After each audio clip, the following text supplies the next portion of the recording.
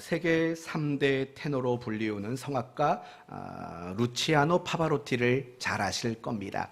원래 이분은 대학을 다닐 때 전공이 교육학이었습니다. 그런데 성악에 남다른 재능이 있다는 것을 알고 성악 레슨을 받았습니다. 그러다가 졸업반이 되었습니다. 그리고 이제 진로를 선택해야 됩니다. 교육과를 마치고 내가 평생 안정적인 교사 생활을 할 것인가, 아니면 내가 좋아하고 또 재능도 있는 성악가로서의 삶을 살 것인가, 선택의 기로에 놓여지게 됐습니다. 아무리 고민을 해도 하나를 선택할 수가 없는 겁니다. 그래서 아버지에게 찾아갔습니다. 그리고 아버지에게 물었습니다. 아버지, 제가 어느 길을 가야 할까요? 교사의 길을 가야 할까요? 성악가의 길을 가야 할까요? 아버지에게 물었습니다. 이 자리에 자녀들이 있습니다. 항상 중요한 결정을 앞두고 여러분의 부모님에게 물을 수 있는 그런 지혜가 있었으면 좋겠습니다. 그때 아버지가 이렇게 대답을 했다고 합니다. 그건 너의 인생이기 때문에 네가 결정할 문제다. 참 그렇죠? 기껏해서 고민스러워서 갔는데 네가 결정할 문제다랍니다. 그렇게 중요한 선택을 내가 대신해 줄 수는 없단다. 그러나 한 가지는 꼭 말해주고 싶구나. 사람이 앉을 수 있는 의자는 단 하나뿐이란다. 두 개의 의자에 동시에 앉으려 하다간 땅바닥에 떨어지고 말 거란다 라고 말해줬답니다. 이 자리에 부모님들이 계실 겁니다. 자녀들이 어떤 선택의 기로 앞에 여러분에게 고민을 물어본다면 여러분이 정해주지 말기를 바랍니다. 여러분의 자녀가 스스로 책임질 수 있는 선택을 할 수 있도록 그렇게 양육할 수 있는 그런 또 지혜로운 부모가 되었으면 좋겠습니다.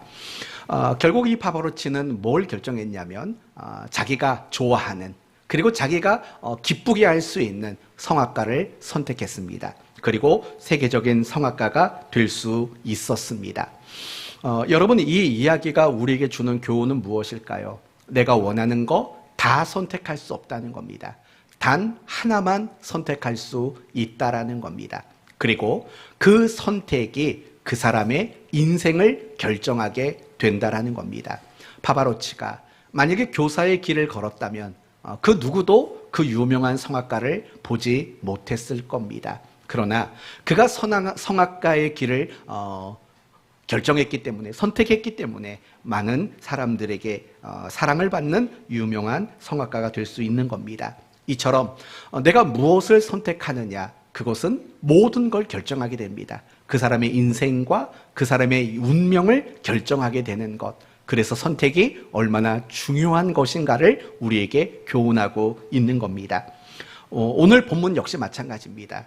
예수님께서 마르다라는 여인에게 단 한 가지, 가장 중요한 한 가지만 선택해야 된다라고 권면하는 내용이 오늘 본문의 내용입니다. 그러므로 오늘 말씀을 통해서 선택이 왜 중요한지, 그리고 우리가 선택해야 하는 가장 중요한 선택의 기준은 무엇인지, 이 부분들을 함께 나눔으로 앞으로 여러분이 하게 될 모든 선택이 훨씬 더 올바르고 좋은 선택이 되는 여러분이 되었으면 합니다. 오늘 본문은 예수께서 예루살렘으로 가던 중 한 마을에 들어가셨을 때 있었던 일들을 소개합니다. 그 마을은 어디냐면, 여러분이 잘 아시는 나사로 아시죠? 죽었다가 살아난 그 나사로의 여동생들이 있는 마르다와 마리아가 살고 있었던 베단이라는 마을입니다.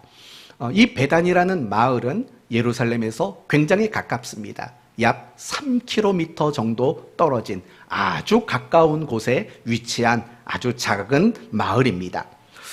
예수님이 베다니에 오셨다는 소식을 듣고 그 소문을 들은 마르다가 예수님에게 나갑니다. 그리고 예수님을 자신의 집으로 초대합니다. 그리고 40절 말씀을 보시면, 마르다는 준비하는 일이 많아 마음이 분주한지라. 예수님을 초청하고 마르다는 굉장히 분주했습니다. 아마 이런 일을 했을 겁니다. 예수님과 그 12명의 제자들이 발을 닦을 수 있는 발 씻을 물을 준비하니라고 바빴을 겁니다. 또 식사 전에 예수님이 간단하게 뭐라도 마실 거리를 제공하는 일 때문에도 바빴을 겁니다. 그리고 무엇보다도 예수님을 정말 극진히 대접하기 위해서 맛있는 많은 음식을 준비하느라 굉장히 분주했을 것입니다. 그러나 마리아는 어떻습니까? 마리아는 이 39절 말씀을 보면 마리아라 하는 동생이 있어 주의 발치에 앉아 그의 말씀을 들었다라고 말을 합니다. 지금 마르다는 굉장히 분주했습니다. 여러 가지 일들 때문에 분주했습니다. 그러나 마리아는 예수님의 발치에 앉아 예수님의 말씀을 듣는 것으로 시간을 보내고 있었습니다. 그때 마르다가 예수님을 찾아옵니다. 그리고 이렇게 말합니다. 40절 중간에 주여 내 동생이 나 혼자 일하게 두는 것을 생각하지 아니하시나이까 그를 명하사 나를 도와주라 하소서. 여러분 혼자 바쁜 거죠. 아마 일단은 마리아 자기 동생에게 굉장히 기분이 나빴을 겁니다. 되게 얄미웠을 것 같아요. 그렇죠? 자기는 막 분주히 다니고 있는데 혼자 예수님 앞에 앉아가지고 아멘 아멘 하는 그 꼬락서니를 보면 얼마나 얄밉고 불쾌하겠습니까? 그리고 또 하나는 예수님한테도 굉장히 섭섭했을 겁니다. 자기가 얼마나 분주한지 모르는 거 아니지 않습니까? 그런데도 예수님이 마리아에게 가서 네 언니를 좀 도와줘라 말 한마디 하지 않는 그 모습을 보면서도 굉장히 예수님께 대하여 섭섭한 마음이 들었을 것이다 라고 생각이 듭니다. 그때 예수님이 41절과 42절의 말씀을 합니다. 주께서 대답하여 이르시되 마르다야 마르다야. 이건 굉장히 애정이 있는 겁니다. 2번 부르는 거는요 성경에서는 굉장히 애정이 담긴 호칭인 거예요. 네가 많은 일로 염려하고 근심하나 몇 가지만 하든지 혹은 한 가지만이라도 족하니라. 무슨 말입니까? 하나만 선택하면 되지 않았겠니? 라고 이야기를 하고 있는 겁니다. 그리고 더 이상 그 일이 어떻게 됐는지 소개하지 않습니다. 저는 이 말씀을 묵상하다가 문득 과연 결과는 어떻게 됐을까? 라는 그런 궁금증이 굉장히 많이 들었습니다. 과연 마르다는 분주하게 일하던 걸 멈추고 마리아처럼 발치에 앉아 말씀을 들었을 것인가? 아니면 일하던 대로 계속해서 그냥 일을 묵묵히 열심히 했을 것인가? 이런 궁금증이 들었고요. 또 마리아는 언니가 그런 얘기를 했는데 가서 과연 도와줬을까? 아니면 모르는 척하고 끝까지 거기에 앉아서 예수님 말씀을 들었을까 궁금했습니다. 그리고 제일 궁금했던 건 이겁니다. 예수님은 과연 음식은 드셨을까? 저녁 식사는 제대로 하셨을까? 라는 궁금증이었습니다. 그리고 최종적으로는 과연 이 이야기는 해피엔딩이었을까? 새드엔딩이었을까? 라는 그런 궁금증이 들었습니다. 여러분의 생각은 어떻습니까? 해피엔딩이었을까요? 아니면 새드엔딩이었을까요? 어떻게 이야기가 끝났을까요? 사실은 결말은 중요하지 않습니다. 결말이 중요하지 않기 때문에 누가 사도는 그 결말을 기록하지 않은 겁니다. 그리고 미리 혹시나 하는 마음으로 여러분에게 당부를 하려고 합니다. 오늘 이 본문을 보면서 마르다의 마음이 나는 공감이 돼. 마리아가 좀 심했네. 이런 인간적인 평가를 하지 말기를 바랍니다. 왜냐하면 오늘 본문은 마리아나 마르다나 그 어떤 인간적인 평가를 위해서 소개하고 있는 내용이 아니기 때문에 그렇습니다. 무엇으로 보셔야 하느냐? 이 마르다와 마리아의 이야기를 통해서 예수님은 메시지를 전한다라는 측면에만 여러분이 집중하셨으면 좋겠습니다. 그렇다면 과연 오늘 본문을 통해서 예수님이 우리에게 주시고자 하는 메시지는 무엇일까요? 첫 번째 메시지는 그겁니다. 선택이 중요하다라는 겁니다. 선택이 중요하다. 오늘 본문의 마르다의 모습을 한번 상상해 보십시오. 과연 마르다는 행복했을까요? 행복하지 않았을까요? 적어도 오늘 본문만 보면 마르다는 행복해 보이지는 않습니다. 마음의 불평과 마음의 불만과 또 섭섭한 마음, 또 동생에 대한 불편한 감정들, 이런 것들을 가지고 있었던 겁니다. 분명히 마르다는 그렇게 행복해 보이지는 않습니다. 그러면 반대로 생각해 봅시다. 마르다는 어땠을 것 같습니까?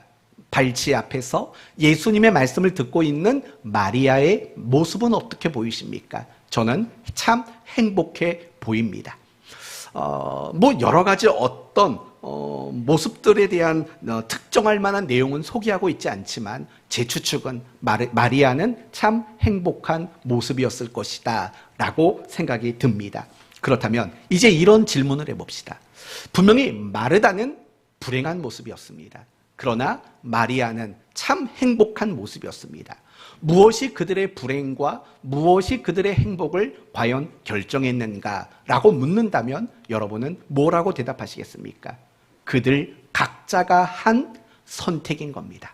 그들의 선택이 그들을 불행하게 만든 거고 그들의 선택이 그들을 행복하도록 만들었다라고 말할 수 있다는 거예요.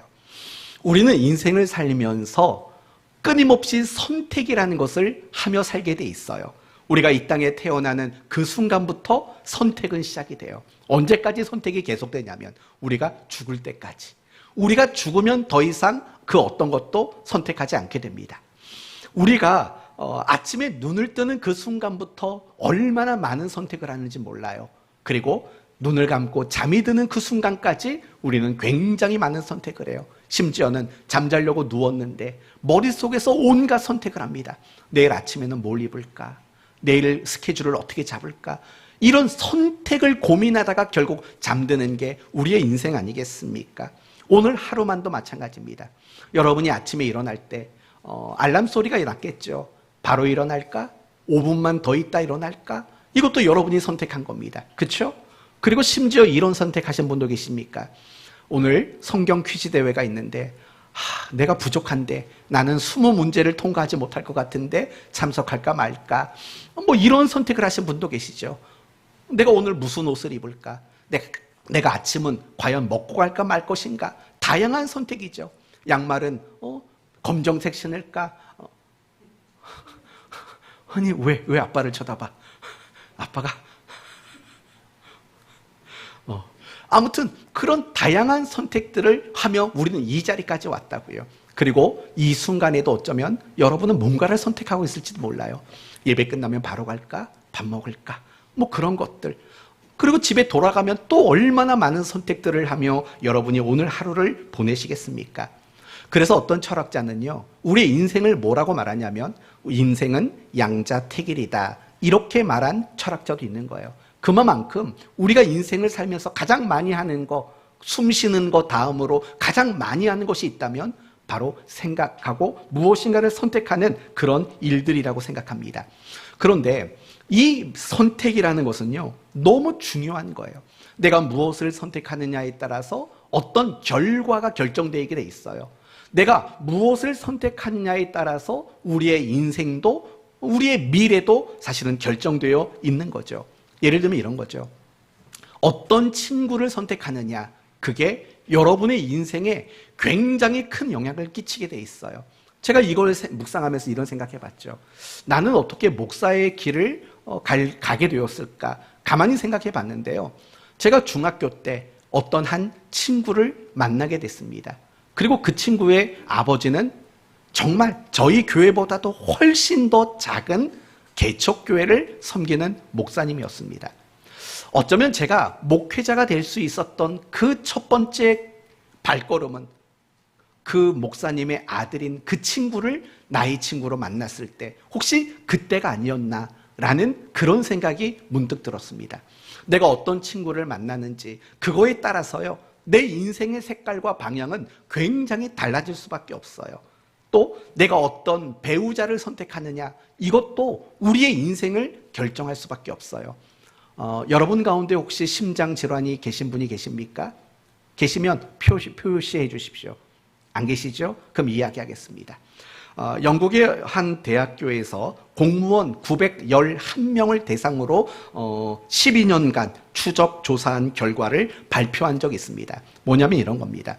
배우자와의 만족도, 그 만족도가 심장 질환에 끼치는 영향이 뭔가, 이걸 조사한 게 있습니다. 결과는 놀라웠습니다.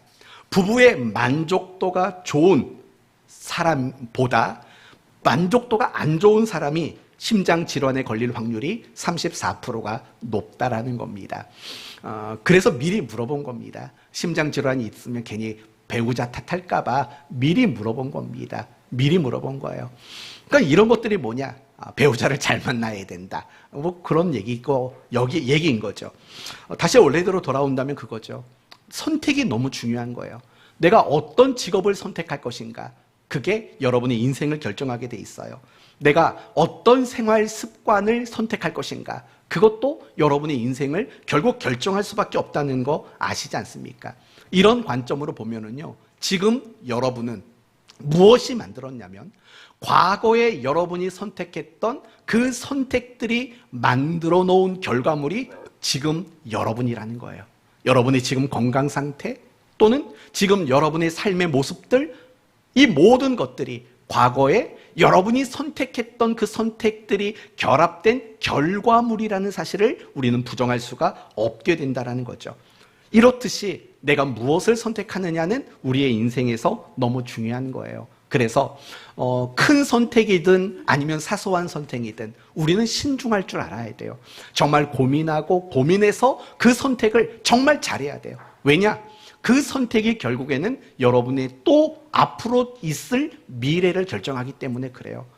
그러니까 선택은 그냥 그 순간의 어떤 결정에 불과한 게 아닌 거예요. 선택이란 결국 여러분의 더 먼 미래의 여러분의 모습들을 결정 짓는 거, 그게 선택의 가치라고 생각이 듭니다. 그런데 선택이라는 것이 중요한 것은 우리의 인생에만 해당되질 않아요. 우리의 신앙생활 속에서도 선택은 굉장히 중요해요. 두 가지 측면에서 선택이 중요해요. 첫 번째는 뭐냐? 내게 신앙과 믿음이 있다라는 것을 증명하는 차원에서 선택은 중요합니다. 예를 들어 봅시다. 모세를 생각해 보세요. 모세는 애굽 나라의 왕자로 살았습니다. 다 알고 계시죠? 애굽 나라의 왕자였습니다. 그러나 그가 어느 날 무슨 선택을 하냐면 내가 왕자의 삶을 포기하겠다. 그리고 비록 노예 민족이지만 이스라엘 민족의 하나로 나는 살 것이라는 선택을 합니다. 그 선택이 무엇입니까? 이 모세가 애굽의 군인을 쳐 죽이는 그 사건이 바로 왕자로서의 삶을 포기하고 이스라엘 백성으로 살 것에 대한 선택이 나타나는 사건이었습니다. 왜 그런 선택을 했을까요? 비록 노예 민족이지만 이스라엘이야말로 하나님이 선택한 백성이라는 믿음이 있었기 때문에 그래요. 바로 모세의 그러한 선택이 그가 믿음이 있다는 것을 반영하는 선택이었다는 것을 아는 거죠. 삭개오도 마찬가지입니다. 예수님을 만난 이후로 이런 선택을 합니다. 다시는 부당한 이득을 취하지 않겠다. 그리고 부당한 이득으로 모은 내 재산을 사람들에게 환원하겠다라는 선택을 합니다. 여러분, 왜 그런 선택을 했을까요? 그것은 예수님을 믿고 따르는 사람으로서 그렇게 하는 게 마땅하다고 믿었기 때문입니다. 이처럼 믿음이라는 것은 결국 무엇으로 나타나냐면 선택으로 나타난다는 것을 우리는 알아야 됩니다. 그런 차원에서 선택은 중요한 겁니다.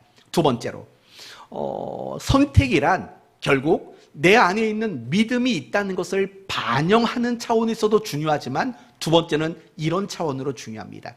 그 사람의 신앙의 수준, 그 사람의 믿음의 분량이 어느 정도인가를 보여주는 것도 결국은 선택이라는 겁니다. 예를 들어 봅시다. 지금부터 잘 들으십시오. 오늘 퀴즈에 나올 법한 이야기가 두 문제가 지금부터 하는 얘기가 나올 겁니다. 다윗과 사울 왕을 대조해 보도록 하겠습니다. 여러분, 다윗과 사울의 공통점은 뭐냐? 하나님이 세운 왕입니다. 그리고 그들에게는 믿음이라는 것이 있었고 신앙이라는 것이 그들에게 있었습니다. 그리고 이 두 사람 모두에게 똑같이 어려운 일이 주어졌습니다. 이게 그들에게 주어진 공통점입니다. 그런데 사무엘상 30장 말씀을 보시면 다윗이 크게 군급하였으나 라는 말이 나와요. 군급했다고 말해요. 무슨 말이냐면 마음이 굉장히 다급할 정도로 힘들고 어려운 그런 일을 겪었다는 겁니다. 왜 이렇게 집중을 잘하십니까 갑자기? 네, 그런 일을 겪었다라는 거예요. 왜냐하면 아말렉이 다윗이 살고 있었던 그 성의 이름이 뭡니까? 시글락. 네. 네, 그 성에 살고 있었습니다. 그런데 다윗이 그 성을 잠깐 군사들과 비운 사이에 아말렉 군인들이 시글락을 점령해 버린 겁니다. 그래서 이 성을 불사르고 부녀자들을 모두 다 포로로 끌고 간 겁니다. 성에 돌아와 보니까 그런 참담한 모습이 보인 겁니다. 다윗이 얼마나 괴로웠겠습니까? 그런데 심지어 자기를 추종하고 따랐던 부하들이 돌멩이를 듭니다. 이 모든 게 다 당신 때문이라고 다윗을 돌로 쳐 죽이려고 하는 장면이 나옵니다. 얼마나 괴로웠겠습니까? 그때 다윗은 이렇게 말을 합니다.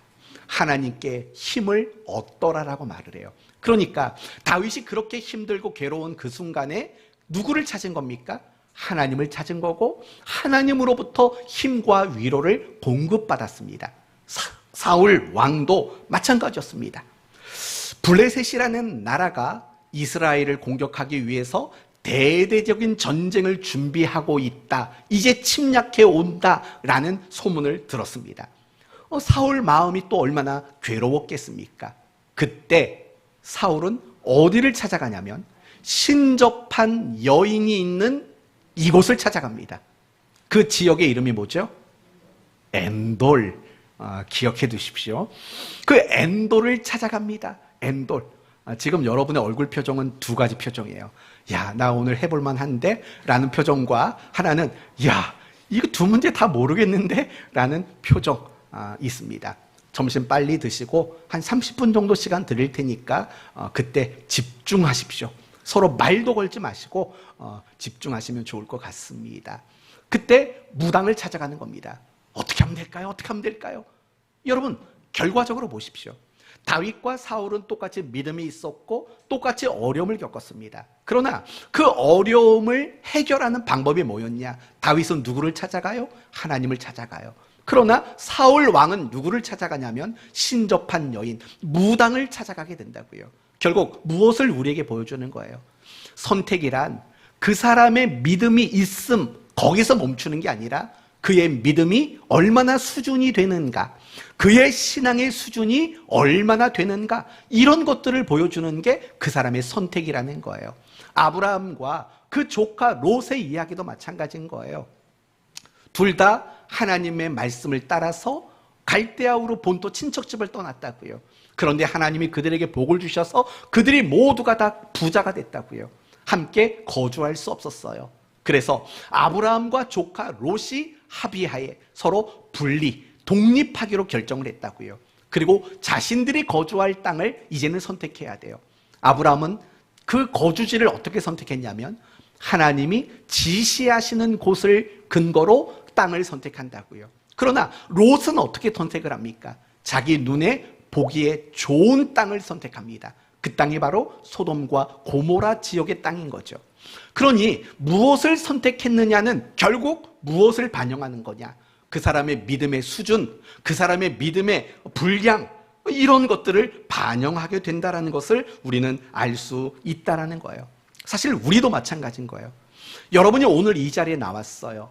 무엇에 대한 반영이냐면 여러분이 믿음이 있다는 것에 대한 반영이에요.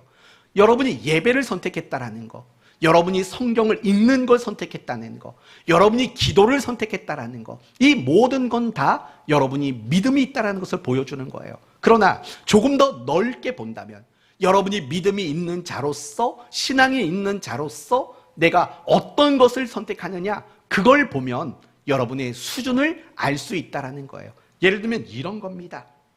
여러분 마음속에 죄와 또는 순종, 내가 뭘 선택할 것인가, 불순종을 선택할 것인가, 순종을 선택할 것인가, 여러분의 선택을 보면 수준을 알 수 있는 거죠.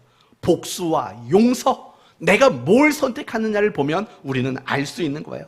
내가 절망할 것인가, 소망을 붙잡을 것인가, 이런 것들을 보면, 뭘 선택하느냐를 보면 여러분의 신앙의 수준을 분명히 확인할 수 있는 거예요. 왜냐하면요, 사람은 인생의 문제든 신앙의 문제든 자기 수준 이상의 것은 절대로 선택할 수 없거든요. 인생의 문제도 신앙의 문제도 그 사람이 가지고 있는 실력이라는 범주 안에서밖에 선택할 수 없는 거예요. 그래서 우리가 무엇을 선택하느냐를 보면 내가 가지고 있는 믿음이 어느 정도 수준인가, 이런 것들을 우리는 분명히 확인할 수 있다는 겁니다. 그래서 여러분이 나는 어느 정도 믿음을 가졌는가, 나는 어느 정도의 신앙의 수준을 가졌는가를 정말 알고 싶으시다면 다른 거 생각하지 마십시오. 내가 성경을 얼마나 많이 아나, 이런 거 고민하지 마세요. 뭘 보면 가장 정확하냐면 선택을 보시면 돼요. 내가 그리스도인으로서 어떤 것들을 내가 매일매일 선택하며 살아가는가, 그걸 보면은요, 내 신앙의 수준을 확인할 수 있는 거죠. 혹시 여러분 가운데 나는 참 믿음이 그럼 작은 것 같네요 라고 낙심스러운 분이 계십니까? 낙심하지 마세요. 왜냐하면 비록 지금은 여러분의 신앙의 수준이 작고 또 낮을지라도 앞으로 여러분이 올바른 선택을 많이 하도록 노력한다면 당연히 여러분의 신앙의 수준은 좋아질 수밖에 없기 때문인 거예요. 그렇다면 과연 올바른 선택이란 무엇인가, 이 부분을 이제 고민해 봐야겠죠. 여러분, 과연 올바른 선택이란 무엇일 것 같습니까? 무엇이 올바른 선택일까요? 먼저 선택과 관련해서 여러분이 두 가지를 알아야 되는 게 있어요. 첫 번째, 하나님은 우리에게 선택권을 주셨다라는 거예요. 하나님은 우리의 인생 속에서요, 무엇인가를 억지로 선택하라고 말하지 않으세요. 억지로 너 이거 선택해 라고 강압하시는 분이 아니에요.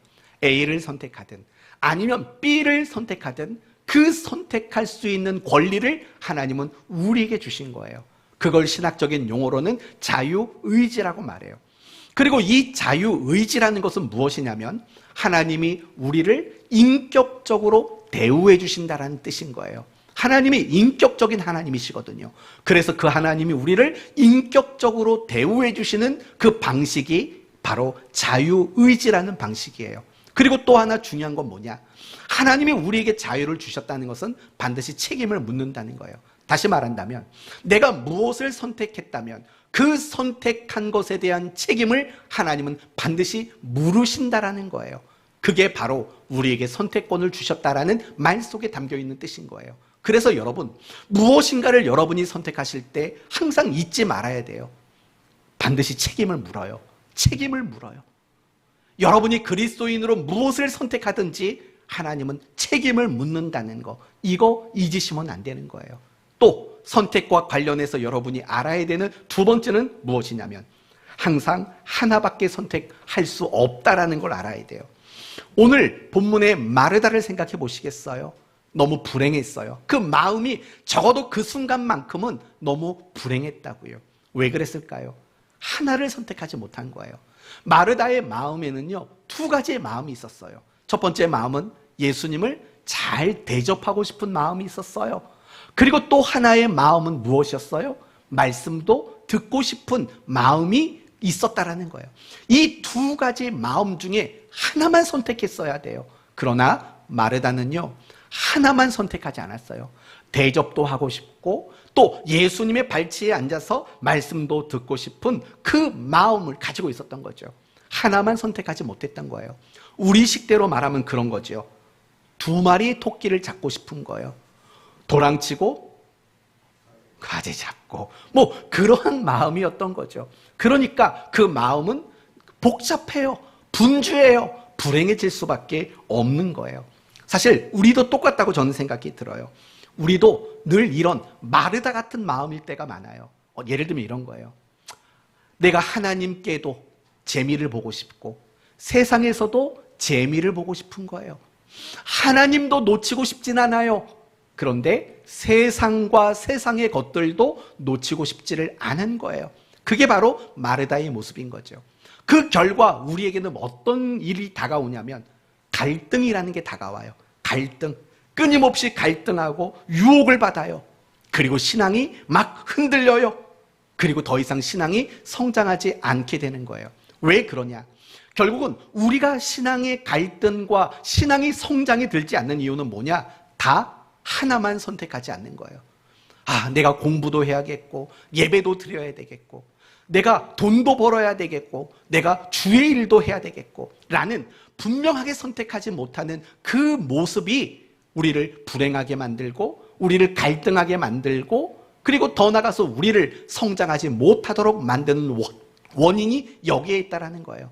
하나만 선택하지 않은 거예요. 하나만 선택하지 않아요. 양다리를 거치는 거죠. 여러분, 중국에 이런 말 들어보신 적 있을 겁니다. 동가숙 서가식이라는 말 들어보신 적이 있죠. 뭐냐? 동쪽에 가서는 잠을 자고 서쪽 집에 가서는 밥을 먹겠다는 거예요. 이게 어디에서 유래된 말이냐면 이런 말인 거예요. 딸 아이를 둔 아버지가 있었어요. 이 아이가 홍기가 차도록 결혼을 못하고 있으니까 얼마나 걱정이 많겠어요. 그런데 어느 날 혼담이 들어온 거예요. 동쪽에 사는 어떤 사람이 있는데 굉장히 건강하고 잘생기고 근데 돈은 없어. 가난해. 근데 서쪽에 있는 어떤 집에서도 혼담이 들어온 거예요. 돈이 굉장히 많아. 그런데 비실비실해. 금방 죽을 것 같아. 그러니까 이 아버지가 고민이 드는 거죠. 여러분 같으면 어느 쪽으로 시집을 보내시겠습니까? 가난한데 건강해요. 쇠도 씹어 먹어요. 근데 이쪽 A, B 돈은 너무 많아요. 비실비실해요. 언제 갈지 몰라요. 어느 쪽으로 시집을 보내시겠습니까? 에이, 뭐 A, 그쵸? 비실비실해? 그러니까 그래서 나온 거죠. 그때 딸이 아버지가 고민하는 그 얘기를 듣고 이렇게 말한 거예요. 아버지 뭘 고민하세요? 밤에는 동쪽 집에 가서 자고 낮에는 서쪽 집 가서 밥 먹으면 되지 않습니까? 라고 얘기한 거예요. 그러니까 하나만 선택하지 못하는 우리 인생을 빗대는 이야기라고 생각이 듭니다. 우리가 늘 마음이 불편한 건 그런 것 같아요. 하나만 선택하지 못하는 거예요. 하나를 정말 선택하지 못하는 거예요. 그래서 우리는 늘 마음이 불편하고 불행하고 편안하지 않아요. 그러니까 우리가 신앙생활하면서도 그럴 때가 너무 많아요. 불편할 때가, 불행할 때가, 마음에 편안이 없을 때가 많아요. 왠 줄 알아요? 하나만 선택하지 않은 거예요. 어쩌면 여러분의 속마음은 이걸 거예요. 목사님, 아니 세상을 사는데 그렇게 극단적으로 선택해야 될 필요가 뭐가 있습니까? 라고 생각이 들지도 몰라요. 그러나 그렇지 않아요. 마태복음 6장 24절에 이런 말이 나와요. 들어보시겠어요? 한 사람이 두 주인을 섬기지 못할 것이니 혹 이를 미워하며 저를 사랑하거나 혹 이를 중히 여기며 저를 경히 여김이라. 너희가 하나님과 재물을 겸하여 섬기지 못하느니라 라고 말해요. 무슨 말인지 아세요? 두 사람을 사랑할 수 없다라는 거예요. 두 사람을 사랑할 수 없어요. 누군가를 사랑하게 되면 누군가는 미워지게 돼 있다라는 거예요. 그게 인간이라는 거예요. 우리가 하나님을 사랑하면 세상을 미워할 수 있어요. 그러나 세상을 사랑하면 하나님을 사랑할 다른 방법이 없는 거예요. 그래서 성경은 우리에게 극단적으로 말하는 거죠. 하나만 택해라. 하나만 선택해야 된다라고 이야기를 하는 거예요. 지금 여러분 자신도 잘 점검해 보셔야 돼요. 여러분이 신앙생활하면서 나는 지나칠 정도로 극단적으로라도 나는 하나만 선택하고 있는가? 이걸 생각해 보셔야 돼요. 생각해 보셔야 돼요. 그리고 여러분의 신앙이 늘 어려움과 갈등과 괴로움이 많다면 그것은 여러분이 하나만을 선택하는 그 일들을 방치하고 있기 때문이에요. 저는 주의 이름으로 여러분을 권면합니다. 하나를 선택하셔야 돼요. 두 의자에 앉을 수 없어요. 결국 땅바닥으로 주저앉을 수밖에 없어요. 하나만 선택하셔야 돼요. 그래야만 여러분이 올바른 선택을 할 수 있게 된다는 거예요. 그렇다면 여러분, 과연 올바른 선택이란 무엇일까요? 바로 이런 겁니다. 하나님의 말씀을 기준과 근거로 삼고 무엇인가를 선택하는 것, 그게 바로 올바른 선택인 겁니다. 우리가 그리스도인으로서 무엇인가를 선택할 때 가지게 되는 실수가 뭔지 아십니까? 내 생각대로만 선택을 하려고 하는 거예요. 이건 그리스도인으로서 선택하는 잘못인 거예요. 또 하나는 뭐냐? 그럴듯해 보이는 거예요. 내가 무엇인가를 선택할 때 좋은 것을 선택하려고 그래요. 좋은 편을 선택하려고 한다고요. 그거 아닌 거예요. 그리스도인은요, 좋은 걸 선택하는 게 아니에요. 그리스도인은 좋은 걸 선택하는 게 아니라 옳은 걸 선택해야 돼요. 여러분, 이 기준이 분명해야 돼요. 좋은 거? 이건 내가 살면서 어떤 이득을 보는 거잖아요. 그게 기준이 되면 안 돼요. 항상 그리스도인들은 무엇인가를 선택할 때 옳은 것을 선택해야 돼요. 옳은 것. 오늘 본문 42절을 보면 이런 말이 나오죠. 몇 가지만 하든지 혹은 한 가지만이라도 족하니라. 마리아는 이 좋은 편을 택하였으니. 여기서 말하는 좋은 편의 원어가 뭔지 아세요? 올바른이란 뜻이에요. 올바른. 지금 마르다는 올바른 선택을 했다라는 거예요. 좋은 선택을 한 게 아니라 올바른 선택을 했다라는 거예요. 우리 그리스도인들이 여기서 실수하는 거예요. 뭔가를 선택할 때 어느 게 더 좋은 걸까? 여기에 기준을 두고 선택을 한다는 거죠. 그게 아니고 올바른 것을 선택해야 돼요. 그리고 올바른 선택이란 하나님의 말씀을 기준으로 삼고 근거로 삼고 선택하는 것, 그것이 바로 올바른 선택이에요. 사랑하는 성도 여러분, 오늘 중요한 이야기는 이제 다 나왔어요. 우리 그리스도인들은 무엇인가를 선택할 때 좋은 게 기준이 될 수 없어요. 내 생각이나 내 감정이 기준이 될 수 없어요. 하나님의 말씀이 내 선택의 기준이 되어야 하는 거예요. 조금 더 쉽게 말한다면 성경이 우리에게 요구하는 것들이 있지 않습니까? 순종, 용서, 사랑, 참음, 섬김, 겸손, 평화, 성경이 우리에게 요구하는 것들이 있지 않습니까? 그런 것들을 선택하는 겁니다. 그게 그리스도인들이 선택해야 하는 기준이며 근거라고 우리에게 말씀하고 있는 거죠. 우리가 그리스도인으로서 세상을 살면서 올바른 선택을 하지 못하는 이유가 여기에 있는 거예요. 무언가를 선택할 때 우리는 총동원을 해요. 생각을 동원하고 경험을 동원하고 내 감정을 동원하고 어떤 계산을 동원한다고요. 그러나 그것만 가지고는 우리 그리스도인들은 올바른 선택을 할 수가 없는 거예요. 말씀을 끌어오셔야죠. 하나님의 말씀을 갖다 놓고 이 어느 쪽이 하나님 말씀에 가까운가를 우리는 고민할 줄 알아야죠. 그리고 하나님의 말씀을 기준과 근거로 그것을 선택할 수 있는 용기를 가져야 되죠. 그래야만 우리는 그리스도인으로서 이 마리아처럼 가장 올바른 선택을 할 수 있을 거죠. 쉽지 않을 거예요. 이건 정말 쉬운 일이 아니에요. 내가 여태까지 그렇게 살지 않았는데 이제 와서 말씀 갖다 놓고 말씀을 기준으로 근거로 뭔가를 선택하는 거 절대 쉽지 않아요. 신앙은 쉬운 게 아니거든요. 신앙은요, 농사랑 똑같아요. 내가 땀 흘린 것만큼, 그리고 내 땀에 하나님이 은혜를 묻혀주는 만큼 곡식을 거두는 거. 우리 신앙도 똑같은 거예요. 땀이 흘리지 않는다? 내가 노력하는 것과 몸부림치는 것이 없다? 절대로 우리의 신앙은 좋아질 수가 없는 거거든요. 항상 하나님의 은혜는 우리의 땀방울에 묻어오는 거거든요. 이거 잊으면 안 되는 거예요. 내가 얼마나 땀을 흘렸는가, 노력하고 훈련하고 애썼는가, 그것에 묻어오는 것이 은혜지, 땀이 없는데 묻어올 것이 없는데 은혜가 우리에게 주어지는 건 아니거든요. 어려워요. 말씀을 근거로 뭔가를 선택하는 것은 어려워요. 하지만 땀 흘리시고 노력하시고 여러분 힘써야 돼요. 혹시 이런 분 계십니까? 목사님, 말씀을 기준과 근거로 선택하는 거 잘 모르겠는데요? 하는 분이 계시다면 더 쉬운 표현으로 바꿔드릴게요. 하나님이 기뻐하시는 쪽을 선택하세요. A냐 B냐를 놓고 과연 하나님이 어느 쪽을 선택했을 때 더 기분 좋으실까? 하나님이 더 기뻐하실까? 이걸 기준으로 여러분이 선택하시면 돼요. 혹시 지금도 말씀의 기준도 모르겠고 하나님이 뭘 기뻐하는지도 모르겠습니다 라고 생각하는 분이 있다면 더 쉽게 말씀을 드릴게요. 어느 쪽을 선택했을 때 내가 유익을 보는 게 아니라 남이 유익을 볼까? 이 기준으로 선택하시면 돼요. 예를 들면 사도 바울이 고기를 먹냐 안 먹느냐의 문제를 가지고 선택하는 장면이 나오지 않습니까? 바울은 영원히 고기를 먹지 않겠다고 선택해요. 그 선택이 바로 말씀에 기준한 선택이고 하나님이 기뻐하는 쪽을 선택한 거고 무엇보다 남에게 유익을 주는 쪽을 선택한 거예요. 우리도 그래야 돼요. 뭔가를 선택할 때 이도 저도 모르겠다.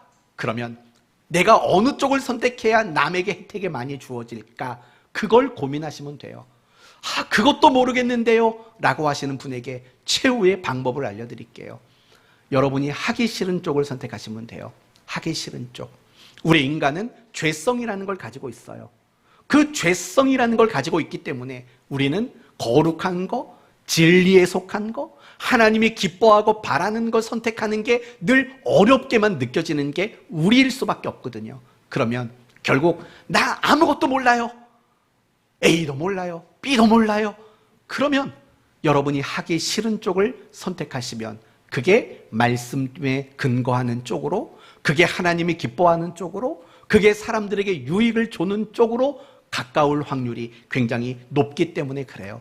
사랑하는 성도 여러분, 올바른 선택을 하십시오.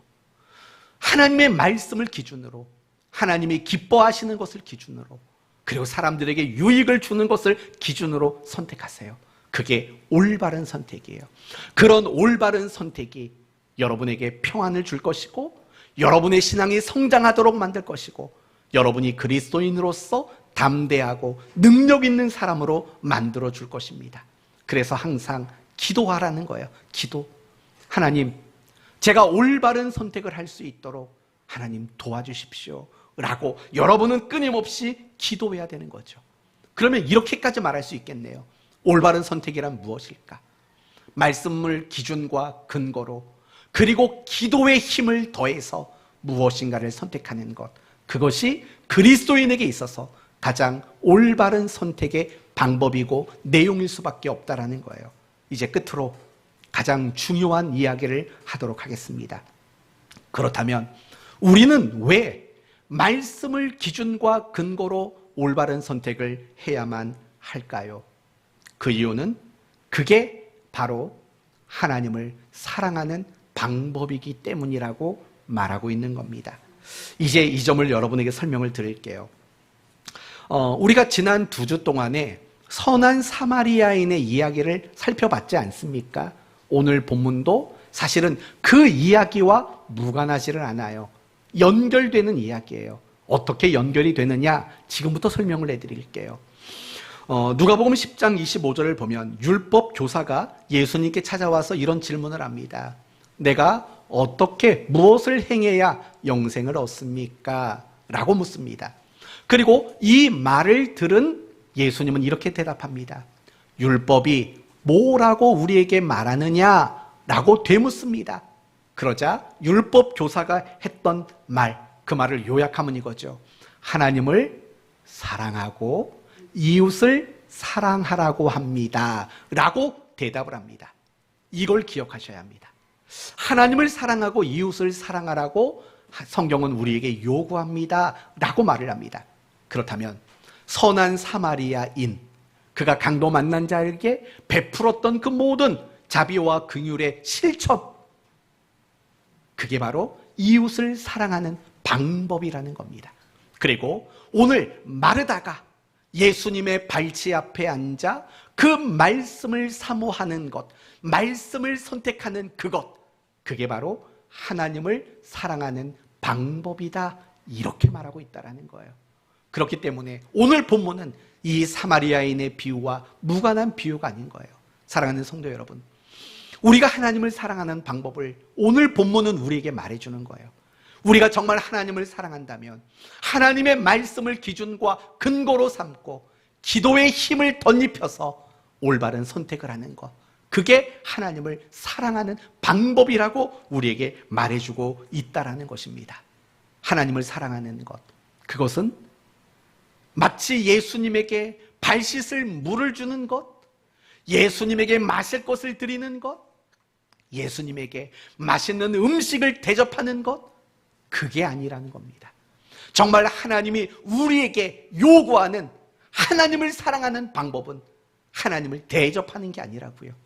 하나님의 그 말씀을 따라 내가 단호하게 용기 있게 올바른 선택을 내리며 살아가는 것, 그게 하나님이 자기 자신을 사랑하라고 말씀하시는 방법이라고 제시하는 본문, 그게 바로 오늘 본문이라는 겁니다. 여러분은 하나님을 사랑하고 계십니까? 어떤 방법으로요? 발 씻을 물을 드리는 것?